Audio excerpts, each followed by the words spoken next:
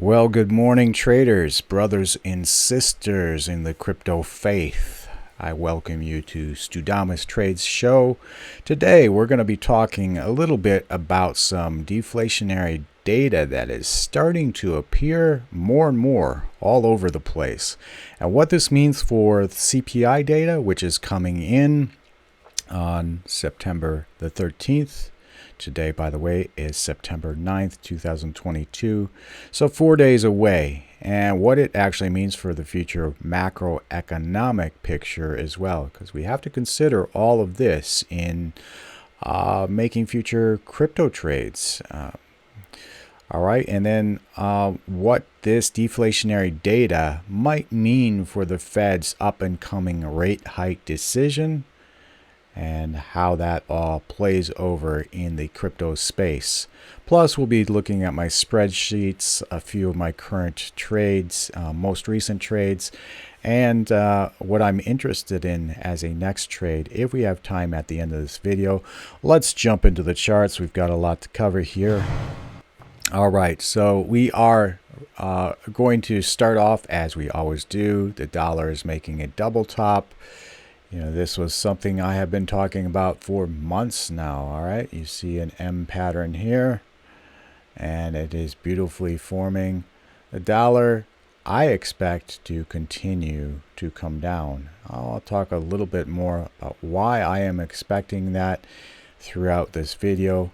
But this is where we're at with the dollar. So when the dollar comes down, and this is the VIX comes down, what happens to the markets? They go up, correct? And that is exactly, if we take a look at our indexes and our crypto space, that is what's happening today. All right. So what I don't know is when we get down here to the bottom of this megaphone pattern, if it is in fact a megaphone pattern, it looks that way.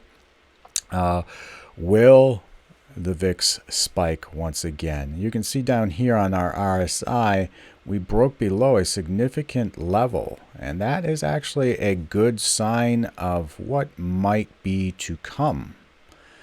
But we don't know yet. This line right here, this vertical line, that is the 13th of September, and that's when CPI data comes out. Okay, so let's get talking a little bit about this deflationary data that I keep alluding to and mentioning, alluding to in previous videos, and I actually did a recent post about that as well. Actually, let me pull up my website here. Oops, I'm going to stay on the page. I want to pull that tab up here real quickly and drop it there. All right, this is my website, studam.us. Actually, let me just go ahead and put this up. Yeah, okay. So there you can see, there's where you can follow me. That's my website. All right, so here I recently did a post regarding, let me go back down here and hide this. Got a lot of things going on. I'm sorry about that, guys. All right, regarding disinflation, I put up 3 charts here.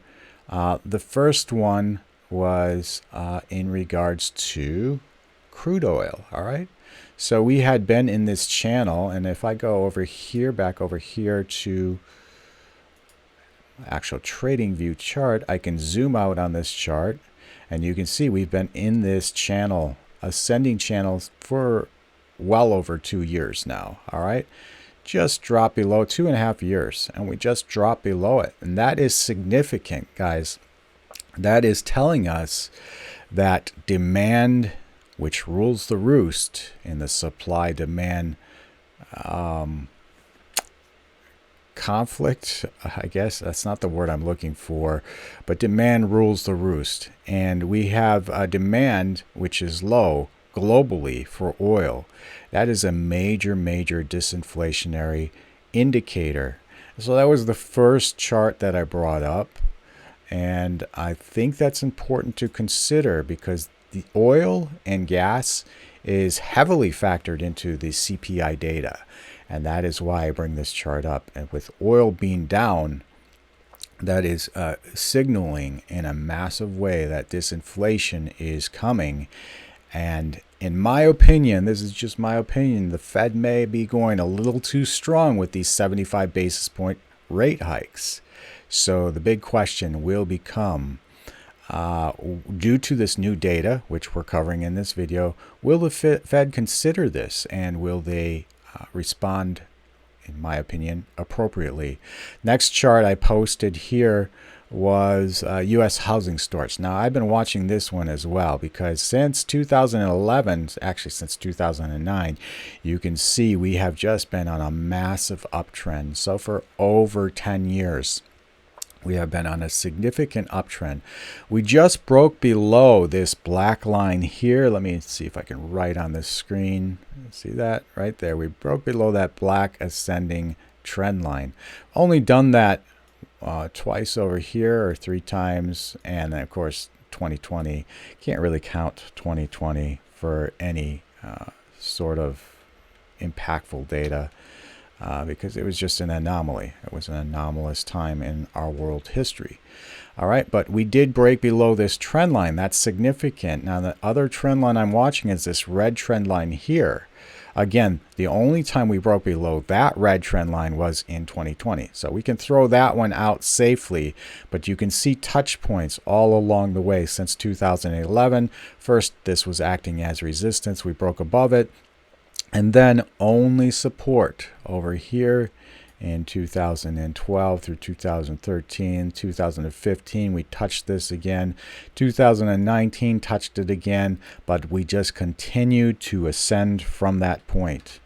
All right, so that is very significant. And if we break below this 50-day moving average, it's going to start to get a little bit scary in terms of disinflation. All right, that combined with the Fed's 75 basis point hikes will most certainly bring us into a recession, and possibly, I don't want to mention the D word, but I'm looking down the pipe, and we have to look way down the pipe, look at the overall macro and global macroeconomic view, and it is possible that we are headed for something that our generation has not been in before, and that could be a depression.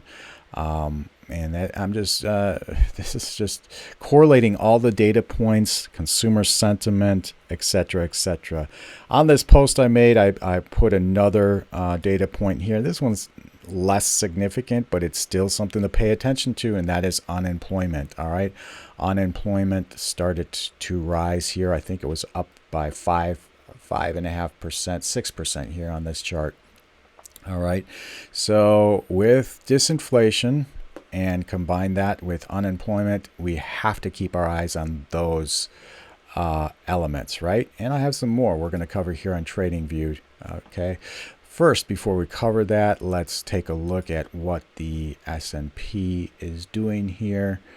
And all right, so you remember in the last video, I drew this head and shoulders pattern, and I told you all our target down was 3,900. And look at this, guys. We hit that exactly, went just a little bit down to this ascending trend line, and that is where we're bouncing. So from a technical perspective, this is actually on point. It couldn't be more on point. And we are headed back up. Now, September 13th is coming up quickly. Only one day in between. That's Monday. And I'm not sure what to expect. I think the market has already got this 75 basis points priced in. I think if I was to speculate, which I like to do, I would say the market is bouncing significantly because it's pricing in the possibility that the Fed only goes 50 basis points. I know all the experts are saying 75 basis points. I know that, Goldman Sachs, etc., etc. Could they be wrong, or even worse, fooling you? We will find out. But at the very least, what I do know is 75 basis points is priced in. Now, another chart I like to look at is this Eurodollar's futures chart. Now, I have an inverse head and shoulders pattern here. Basically, when this price drops, that means the Fed is tightening hard, right? And we drop below a significant trend line here. This brown trend line has been supporting us ever since way back, way back here in 1989. All right, it has proved as massive support. We dropped significantly below that, indicating that the Fed was going to hike aggressively. Now, it's looking like we're breaking this neckline. See this, guys? And we're going to go back up. So if that happens, the opposite is true of Fed rate hikes, according to this chart. That would mean that the Fed is going to soften, at least soften their rate hikes. So not 75 basis point, maybe 50. If we continue to break, we haven't yet. It's right on that neckline. So we soon shall see. September 13th is coming up quickly. That is when the CPI data is released. Additionally, you can look at the Treasury or the two-year yield. Those are going up significantly. Those go up when the Fed hikes rates. And look at this, same thing. We have a double top pattern in formation here on the 10-year. All right. So again, if we start to come back down here on the 10-year, that indicates the Fed will soften their rate hikes. And you guys know, I've said this many times in the past, contrarian viewpoint, by the way, that I do think the Fed is going to start to soften, if not all out pause their rate hikes.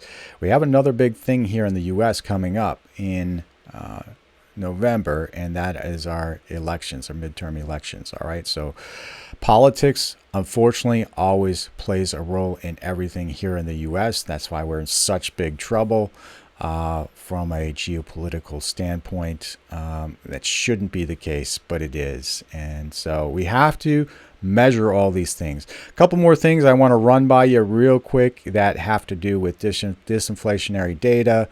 Let's see here. What is this? I've got the gasoline futures. Okay, again, below a significant trend line.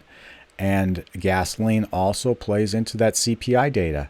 All right, this trend line has supported us since 2020. All right, and gasoline is down below this trend line. That is only going to bring CPI data down. We know already by looking at these charts, we can know what CPI data is going to look like. And I'm telling you guys, CPI data is going to be down. Inflation is going to be down. The big question is, will the Fed consider this disinflationary data in good intent and do what is best for the country? That's the big question. This right here is our used cars and trucks. All right, city average. You can see we topped way up here. All right, and now it looks like we're coming back down. All right, so this is disinflationary data as well. If this continues to be the trend, all right, if we continue to come down with used car, I don't know if this is, yeah, used cars and trucks prices. All right, another chart I have pulled up here is retail sales. All right, again, this is used car dealers. All right, so that again, is the trend coming down? That's the question. Will this continue? All right, and then finally here, I want to point out, and you can go into TradingView and just type in freight or type in ocean freight here, and you'll get all of these different CS3, CS2, CS1. Basically, this is container freight. This is freight coming into the U.S. from, in this case, China or East Asia. And you can see these trends are remarkable as far as they're on a downtrend. That is disinflationary data. I don't know if that's due to lack of demand as much as it is the supply chain, but either way, that's not a good sign. One more thing I wanted to point out here. Let's see, I got it pulled up on my, let's paste this in. No, nothing. All right. Anyways, it was just another chart I had on my clipboard here. Maybe I can Control V. No, couldn't paste. Okay, that the chart's too large. That's why it's not posting. But anyways, it was just more freight data. Actually, what I could do is probably just bring this clipboard over here. Don't want to waste too much time though. Anyways, this is Yeah, this is the chart here. You can barely see that. I've got some other junk on my clipboard. Just ignore that. Anyways, this was over a year how freight went up and then way back down, just like a mountain. All right, that is not cool. That is very bad sign for, you know, I guess, I wouldn't. Yeah, it's a bad sign for the economy. All right. I don't want to be too doomsdayish here because I do have high hopes for crypto in the near future and the long-term future. And we can see here Bitcoin has rocked our world today with a 10% incline. And guys, if you watched my last video, zoom in here, you knew already that I pointed out this bullish descending wedge pattern. And you knew that I said this was the 13th, this is CPI data, and I expected us to be right where Bitcoin is actually headed, right here at this confluence of major levels, trend lines, and even look at these moving averages coming in to meet us there, right at that area. All right, that's the big day, September 13th. So the big question is, are we going to pop above? And if we do, the move is going to be massive. I guarantee that. Or are we going to drop again? And in this longer term wedge, are we going to hit the bottom one more time? Let's see, we've hit the top 1, 2, and not 3 times yet. And we've hit the bottom 1, 2. All right, so a lot of times we like to hit this big descending wedge. We like to hit these 3 times on the top and 3 times on the bottom. All right, so it could be this. We hit this area of confluence. It's just too much for good old Bitcoin. Comes back down one more time to really test the bottom of this wedge around 16,000 before we finally break out of this cursed thing. All right, so I don't know what it's going to be, guys. It all depends on that. It really doesn't depend on the CPI data. It depends on what the Fed actually does about the deflationary data that is impacting the CPI. Now, the Fed's going to, of course, take credit for bringing the inflation down, and in part, maybe that's true, though usually rate hikes are more delayed than this. I think more than the Fed rate hikes, it's that deflationary data that we're seeing that is going to bring the CPI way down, and the Fed will then have to rotate once again and move the other way. All right, we're 18 minutes into this. Couple of trades that I made, guys, were on, actually I didn't even pull my spreadsheet up here. Actually, let me just post it as a tab. All right, we only have a minute to cover this. I got out of Ape today. All right, so I had an 18% profit. That's good enough for me in this bear market. I didn't go all the way to my final target. My final target here was $8.10. But when you make 18%, those of you who've been following me a long time, 18, 19, 20% in a day, it's time to get out. You guys know that. Even a bull market, I'm going to probably pull out at least half of my. But this is a bear market, so I just wanted to take my profits and run, and that's what I did.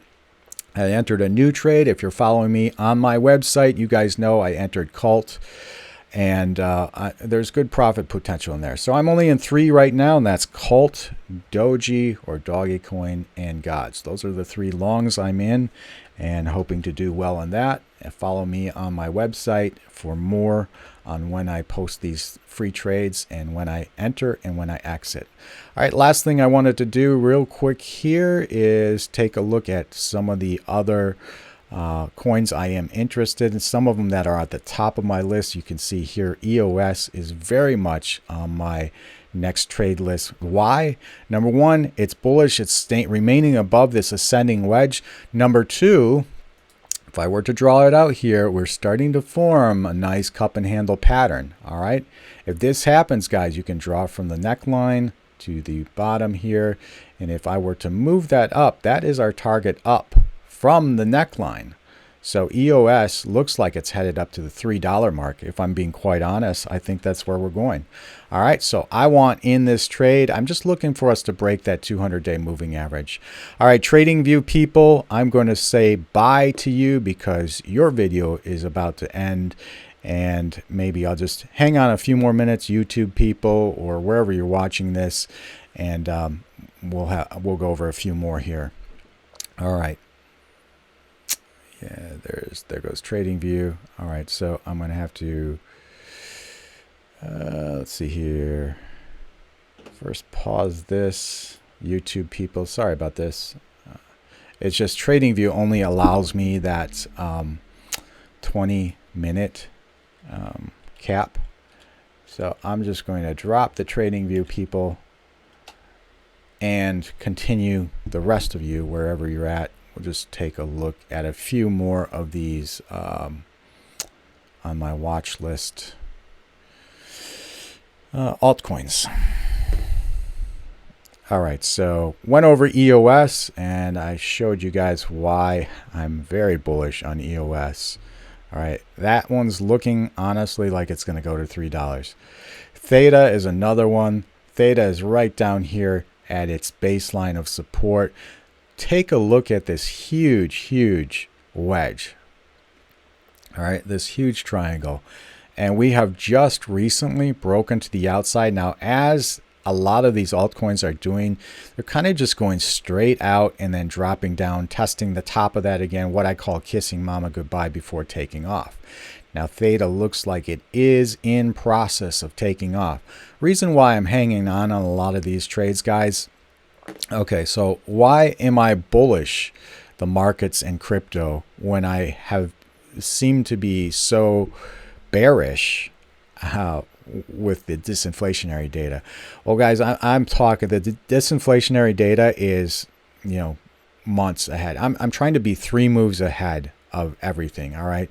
So what I expect the markets to do, if the Fed does what I think it should do and maybe will do, which is to be less aggressive on the rate hikes, or potentially in the next hike even pause the next hike. All right, not necessarily this one. I don't think this one is the case, but if that happens, and being that the market's already priced in that 75 basis point hike, that's going to be very bullish for the market. They're going to take that and run with it. And that's going to break the S&P. Let's just jump back there real quick. Leaders. All right. That's going to break the S&P 500 to the top side of this descending trend line. See that, guys? And we may even get back over that 200-day moving average. And if that happens, I'm looking at a blow off top. Why do I say blow off top? Because I don't think this secular bull run, which we have been in for many years. Let me zoom out here on the weekly. I don't think that's going to continue. Eventually, with all this deflationary data, it's going to catch up with us. All right, so I can't zoom out very far on US 500. Let's go over to the SPY, which has more data. All right, see, this is a secular bull run, guys. We have been in this secular bull run since really back in 2009, just after the 2008 crash. All right, so we have been in a secular bull run, and we are still actually fairly high on the charts. So we have not, in my opinion, I've said this before, entered a recession yet, though it's coming, and potentially a big D is coming down the pipe. Before that happens, I do think that we're going to have some kind of a blow off top here, because what's going to happen, I'm just thinking overall market psychology. What's going to happen if the market already has that 75 basis points priced in, the Fed goes light or even pause the future rate hikes due to the CPI data, which will be down. Mark my words, guys. All of this gas and oil and housing starts, this is all factored in. All right. so the market's going to take that, and they're going to really go maybe a little too aggressively, especially if we break to the top side on a technical perspective. We break to the top side of this trend line, and then that is going to propel us possibly even to new highs. All right, so this previous high here, 469, or on US 500, which was right here. This is the top. Let's mark it out. 481 or 4,815. All right, so that's going to propel us either to do a double top or even break that. I think that is my opinion, but I'm just analyzing this from a market psychology perspective, and this with the VIX being down, etc., barring no geopolitical situation, the market takes off, and that spills over into the crypto space. All right, as you know, I've said this before, Bitcoin does 2x what the NASDAQ does, to, at least, and altcoins do 2x that. And so this is all why I think the market is really coming back here in the crypto space. They see this as well, and they're analyzing, predicting this as well. So that means for Theta, once we see that CPI data, it's possible we break this 100-day and 50-day, head up to the 200-day. All right. Audio has just now broken out of a bullish descending wedge. If I zoom in here, we can see that better. All right, just now, just broke out. All right, so today, all right, we give it a couple more days. We may want to come back down and do, like I say, retest the top of that before going higher. But that is definitely on the top of my trade list as well. Cult, you guys know, if you follow me on my website, I just entered that one. Look at my target there. I don't know if I'm going to be able to hold it that long, but that is a pretty nifty little profit if I can hold. All right, and then the rest of these, I'm not going to go through all of these. I've got them on my trade list. Follow me, guys, if you want to see these free trade alerts. What I'm doing is I'm giving out free trade alerts for until I know I've got this thing handled. I can be profitable, and I already have a higher win percentage than a loss percentage on my spreadsheet. If I were to pull that up again. And so, but there's a lot of red on there, and that, I'm getting better along with you guys. Where the most red is, see this? It's in the long area. So I have been expecting this bullish behavior and trying to, grab it ahead of time. And, I've gotten stopped out, and many times it's been ugly. $284 here. Typically my trades are about $1,000 on this $10,000 portfolio. I like to do 10% per trade around that. I've done very well on the short side, though. Of course, this is a bear market, so you would expect that. Only one loss there on the short side. But I'm going to get better, and you guys get to watch me do this. All right. So that is my spreadsheet, and that I post a link to this spreadsheet. You all can view it, and you can track my ins and my outs. If you don't want to get those trade alerts, just keep logging in every day, see what I'm doing on my trade tracker. I make this public for everybody, so you guys can watch me win, or you can watch me be a loser, completely embarrass myself. But those free trade alerts go out quite often and more frequently. You guys get to do that all for free with me until I become successful, like double. I'm talking once I double that trade portfolio, then I turn on my paid subscriptions again, and that's my goal. All right. So other than that, guys, if you find this content useful, please give it a like and subscribe. It only helps me to further the content and the production of these type of videos for the future. All right. Until the next time, peace, y'all.